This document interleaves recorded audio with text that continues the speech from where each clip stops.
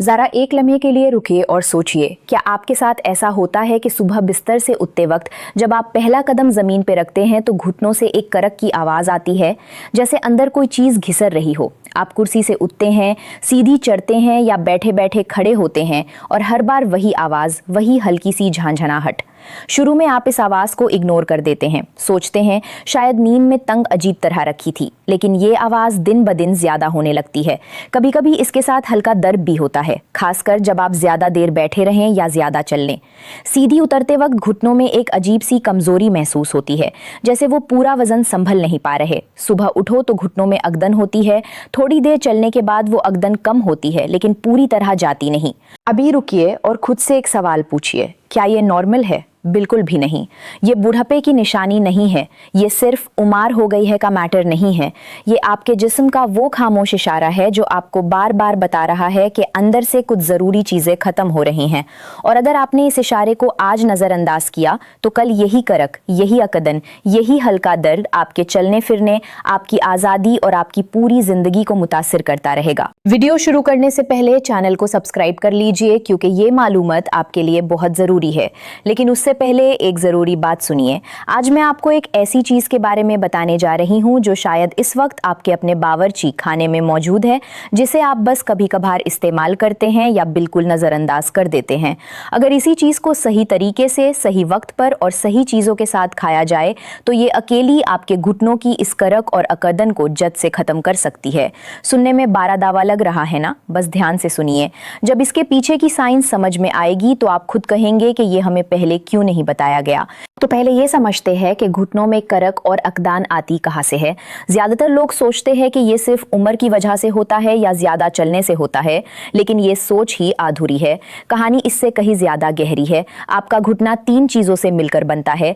पहली चीज है कार्टिलेज, वो नरम गड्डी नुमा तबाका जो हड्डियों के सिरों पर होता है और उन्हें एक दूसरे से रगड़ खाने से बचाता है। दूसरी चीज है साइनोवियल फ्लूइड, वो चिकनाई नुमा मवाद जो घुटने के जॉइंट के अंदर मौजूद होता है और मूवमेंट को स्मूथ बनाता है। और तीसरी चीज है लिगामेंट्स और टेंडन्स, वो मजबूत धागे जो हड्डियों को जॉइंट के साथ बंधे रखते हैं और घुटने को स्टेबल रखते हैं। जब इन तीनों में से किसी एक में भी मसला आता है तो घुटने से करक की आवाज आती है और वक्त के साथ अगदान और दर्द शुरू हो जाता है। अब सवाल ये है कि ये मसला आता क्यों है?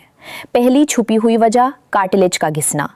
कार्टिलेज एक ऐसा तबक्का है जो उम्र के साथ या गिजाई कमी की वजह से पतला होने लगता है। जब कार्टिलेज पतला हो जाए तो हड्डियां एक दूसरे के ज्यादा करीब आ जाती हैं और जब आप कोई हरकत करते हैं तो वही रबिंग की आवाज करक की शक्ल में सुनाई देती है। ये सिर्फ उम्र की निशानी नहीं, बल्कि ये निशानी है कि जिस्म में वो मवाद कम हो रहे हैं जो कार्टिलेज को भरते हैं। दूसरी छुपी हुई वजह, कोलेजन का टूटना। कोलेजन वो कुदरती धागा है जो आपकी कार्टिलेज को, आपके लिगामेंट्स को और आपके टेंडन्स को आपस में जोड़ कर रखता है। जब उम्र के साथ या गलत गिजा की वजह से कोलेजन टूटने लगता है तो घुटने के जॉइंट में वो फ्लेक्सिबिलिटी कम होने लगती है जो पहले थी।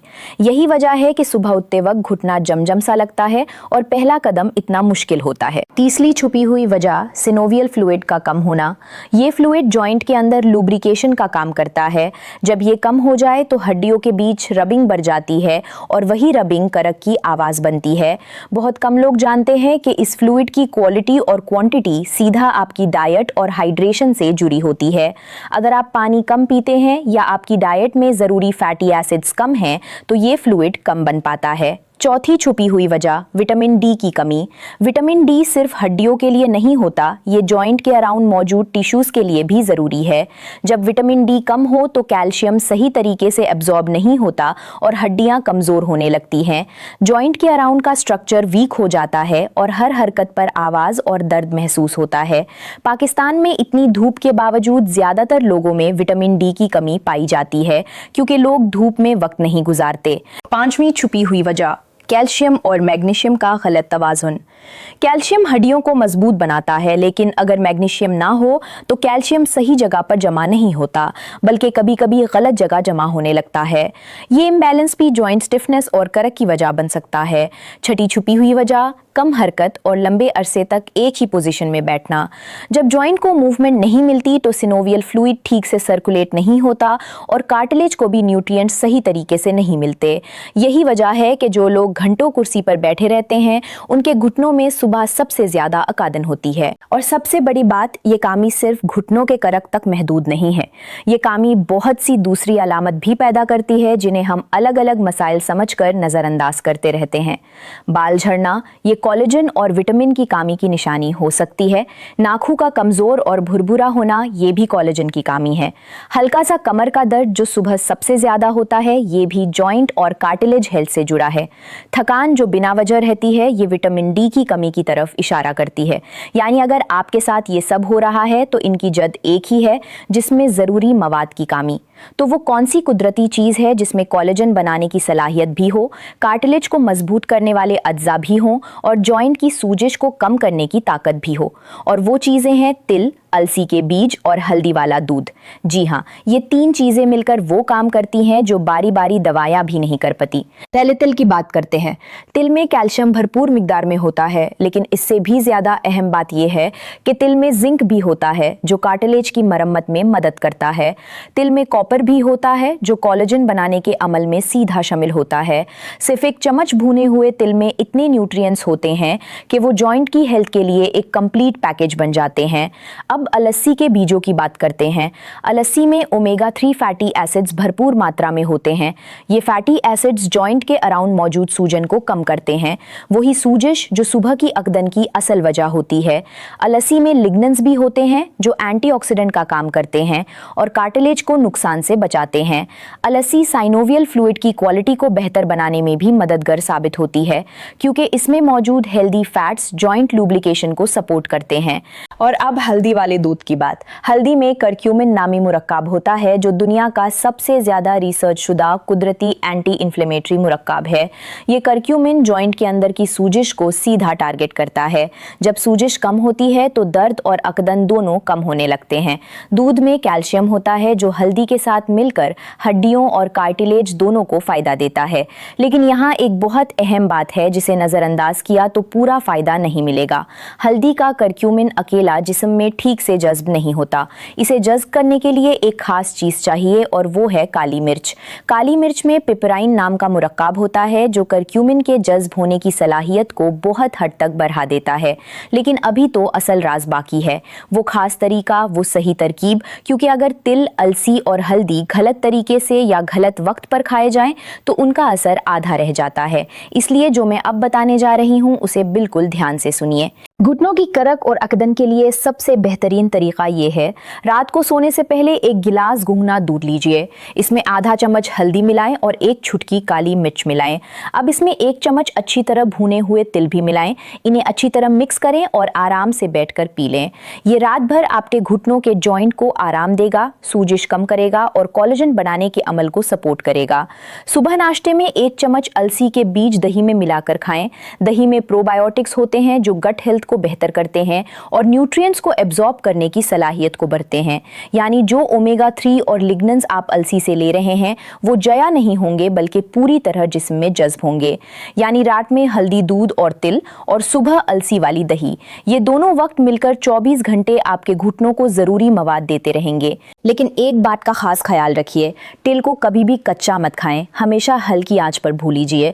जब भूनते वक्त हल्की चटकने की आवाज आने लगे तो गैस बंद कर दें। भूने से तिल में मौजूद कुदरती तेल एक्टिव हो जाता है और जिस्म से ज्यादा आसानी से एब्जॉर्ब हो पाता है। और चाय खास तौर पर रात को सोने से पहले चाय बिल्कुल मत पिएं। चाय में मौजूद टैनिन्स कैल्शियम और दूसरे मिनरल्स के एब्जॉर्प्शन को कम कर देते हैं। अगर आप रात को हल्दी दूध पीने के बाद चाय पीते हैं तो आप खुद अपनी मेहनत को बेकार कर रहे हैं। अब थोड़ी एहतियात की बात भी समझ लीजिए। जिन लोगों को खून पतला करने की दावा चल रही है वो हल्दी ज्यादा मिकदार में लेने से पहले डॉक्टर से मशवरा जरूर करें, क्योंकि हल्दी खून को और पतला कर सकती है। जिन लोगों को गुर्दे की बीमारी है वो भी तिल और अलसी की ज्यादा मिकदार लेने से पहले डॉक्टर से पूछें। जिन लोगों को पेट की पथरी की शिकायत है वो भी हल्दी का इस्तेमाल कम रखें और मशवरा करें। और एक बहुत जरूरी बात, अगर घुटनों के करक और अकदन के साथ घुटना सूजा हुआ हो, गर्म हो, सुर्ख हो या दर्द इतना शादीद हो के चलना मुश्किल हो जाए या घुटना अचानक मूवमेंट ना कर पाए तो फौरन डॉक्टर से मिले, क्योंकि ये किसी संजीदा जॉइंट या कार्टिलेज डैमेज की निशानी हो सकती है जिसे नजरअंदाज करना महंगा साबित हो सकता है। अब एक और बहुत अहम बात जो खास तौर पर उन लोगों के लिए है जिनके घुटनों का दर्द बहुत शादीद होता है और बहुत देर तक रहता है। जब दर्द या अकदन हो जाए तो फौरी रिलीफ के लिए ये करें, आराम से बैठ जाएं और घुटने को हल्के हल्के आगे पीछे मोड़ें, बिल्कुल स्लो मोशन में। ये जॉइंट को मूवमेंट देता है और साइनोवियल फ्लूइड को सर्कुलेट करने में मदद करता है। इसके साथ घुटने के आसपास हल्के हाथों से गोल गोल मसाज करें। ये खून की रवानी को बढ़ाता है और जॉइंट जल्दी आराम की हालत में आता है। और एक छोटा सा बोनस टिप भी देती हूँ, रात को सोने से पहले सरसों के तेल को हल्का गर्म करें और घुटनों पर लगाकर हल्की मसाज करें 5 से 7 मिनट।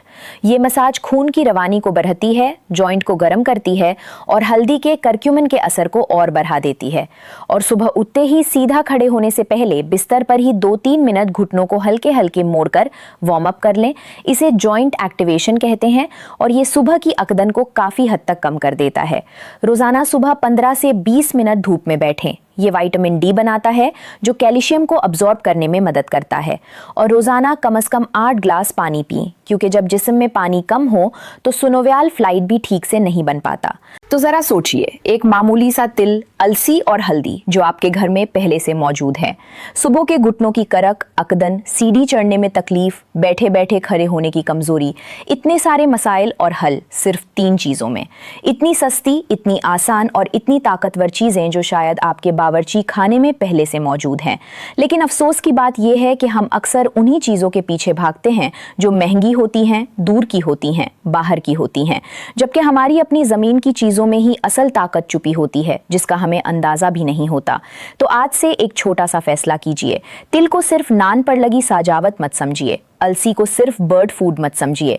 इन्हें अपनी रोज की आदत का हिस्सा बनाएं। अपने घर के उन लोगों को बताइए जो सुबह घुटनों की अकदन की वजह से पहला कदम मुश्किल से उठाते हैं। अपने वालिदैन को, अपने भाई बहनों को, अपने दोस्तों को बताइए। सोचिए, सालों घुटनों की तकलीफ के साथ चलने से कहीं बेहतर है कि आज से ही अपने जिस्म को वो दिया जाए जिसकी उसे वाकई जरूरत है। अगर आपको आज की यह मालूमात सच में मुफीद लगी हो तो इस वीडियो को लाइक जरूर कीजिए, क्योंकि आपका एक लाइक इस मालूमात को और लोगों तक पहुंचाने में मदद करता है। इसे शेयर कीजिए, क्योंकि हो सकता है आपका ये छोटा सा कदम किसी ऐसे इंसान तक पहुंच जाए जो रोज सुबह घुटनों की तकलीफ से बेदार होता है और कोई फर्क नहीं पड़ रहा, और आपका ये शेयर उसकी सुबह बदल सकता है। और अगर आप चाहते हैं कि ऐसी ही सच्ची और काम की और आपकी सेहत से जुड़ी जरूरी बातें आपको आगे भी मिलती रहें, तो चैनल को सब्सक्राइब करना बिल्कुल मत भूलिए। अपना ख्याल रखिए, अपनों का ख्याल रखिए, सेहतमंद रहिए, खुश रहिए।